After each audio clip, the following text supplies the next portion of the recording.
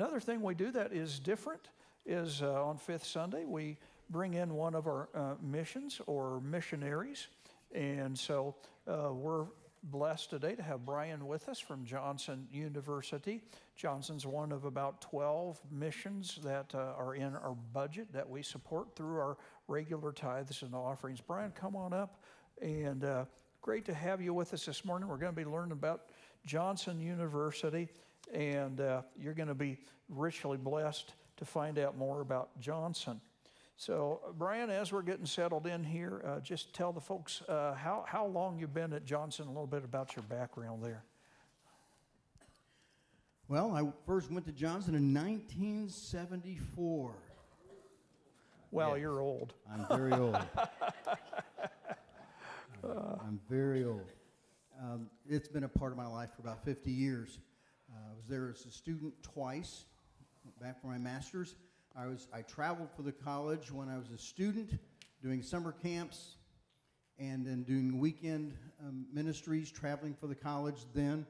And so when I came back for my master's work, I was employed part-time in advancement and stayed on and taught youth ministries. And I came back later as an adjunct professor because I was ministering locally in the Knoxville area. And now I'm Director of Church Relations, and I'm in my 6th year as Director of Church Relations. That's great. Now, some of our people here today may not be familiar with Johnson University. Give us a 2 or 3 minute little bird's eye view of their history and what they're about. Okay. Johnson is 132 years old, which is older than me, and By a little bit. by right? just slightly. Okay, yeah. I still remember the gas lanterns. Began by Ashley S. Johnson, and we are named after him, not by his desire. He was animate during his founding and during his presidency that it not be called anything alluding to him, and the trustees did not agree. But he had a dream in the late 1800s of a place where young men could go to learn to preach the gospel. Understand, in the 1880s was post-Civil War. It was during the Reconstruction period of the South where education was not a priority. And he set up an education system that was like no other. Students were learning Hebrew, Latin, and Greek. They were studying calculus, physics, advanced math, as well as the British classics and the Greek philosophers, plus an intense education in the Bible. And that has been the founding of the school. In 1891, he bought 400 acres from his great-grandfather, along with his dairy herd and one barn and a farmhouse, and created a system with the dairy to have a creamery. He built a cannery to service the school and area farmers, and built a self-sustained community where a student could come who didn't have a penny to their name and could receive a high-level, top-quality education in preaching and teaching the Bible. It has stayed true to this day. But Ashley Johnson gave us the quote, the motto that we still have: open day and night to the poor young man who desires above every other desire to preach the gospel of Christ. And now the arrangement under Ashley Johnson was you could work 2 years for the farm for 1 year of education. So you could have no money in the bank and walk away with that education. It did take a while to do it, but your commitment to the Lord and commitment to do God's work gave them that opportunity. And in a day in our country's history where money was not available, it was a way to get a quality education. And we still have our work-study program to this day. We don't have the dairy herd anymore. State regulations kind of shut that down where we couldn't process our own, but we still have the work-study program where 80% of our students are on the work-study program. That's awesome. Now, they have a gorgeous campus, as you might expect, in the Tennessee area there. We're going to take a few moments and bless y'all with a visual, virtual tour of the Johnson campus. So if you'd play that video for us.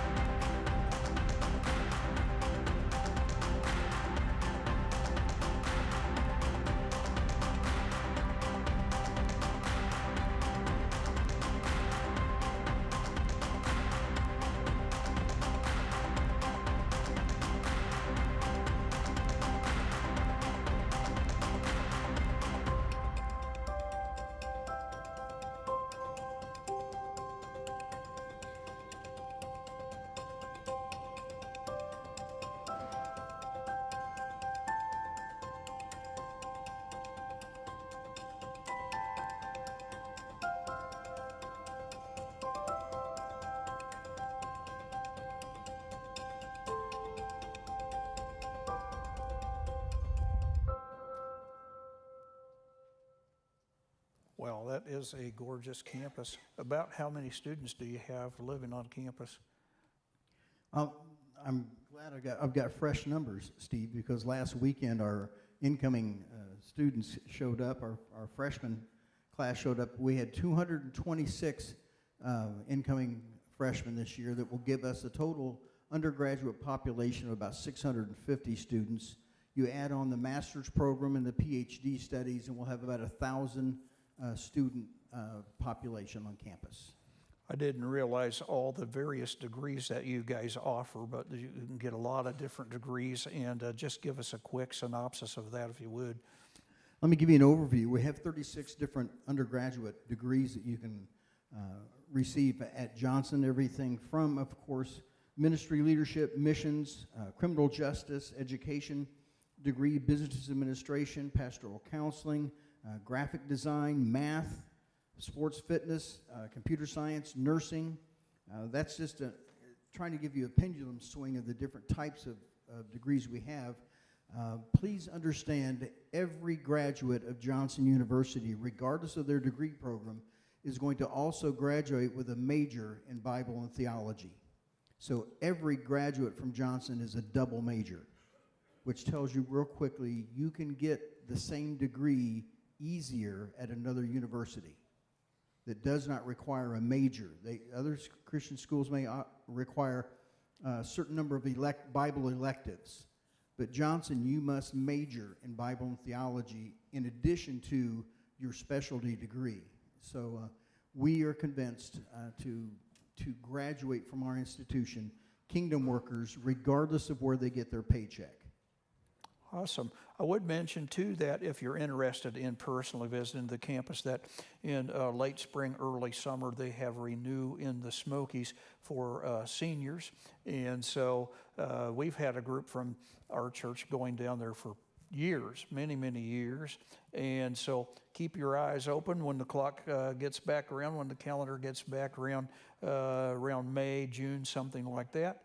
And keep your ears open for news about seniors in the Smokies, now called Renew, and join the bus. Get on the bus and take a trip down to Johnson. You'll be glad you did.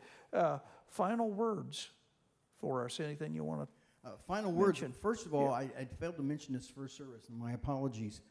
Coming up the second weekend in November is a program called Pursue. It is for juniors and seniors in high school who are seriously considering some form of church ministry to work in. And it's difficult to address that. It's difficult to address it in a youth program where 90% of the students are not particularly interested in going into church vocation. Mm-hmm. So sometimes those students who have an interest in church, in working in the church as a career, can feel isolated. And we have pursued November 7, 8, and 9 on campus, where students who from around the Midwest and the Southeast will come for that weekend. They will be there with hundreds of other high school kids to see I'm not alone. There's other kids that feel the same way I do. It's not de-Christianizing the rest of the youth program. I spent 26 years as a youth minister. But there are those kids who have the interest and the leaning towards full-time Christian service who never get fully addressed because it is a singular area to work in. And so we have that. It's a weekend called Pursue. We've been doing it for a decade, and the professors that put this together took the package together and gave the program to other Christian colleges. So right now, 9 other Christian colleges are also having a weekend called Pursue.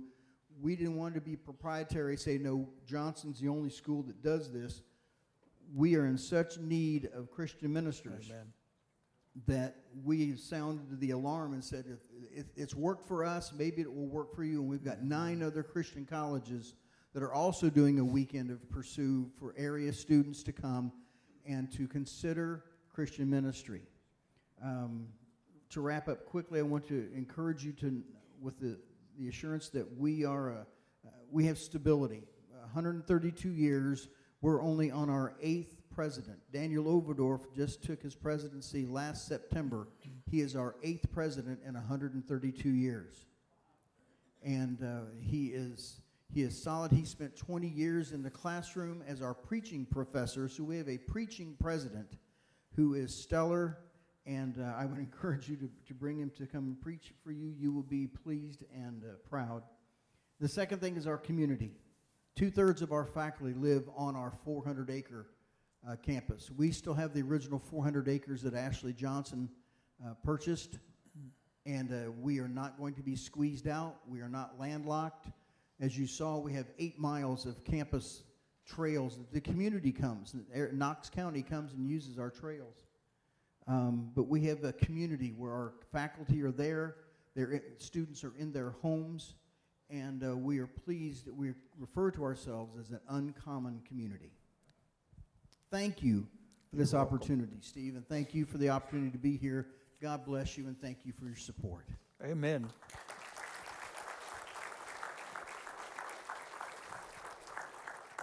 And let me encourage you, there is a display out there, and Brian will be hanging around a little bit after service. Grab him after service, and you can ask him more questions.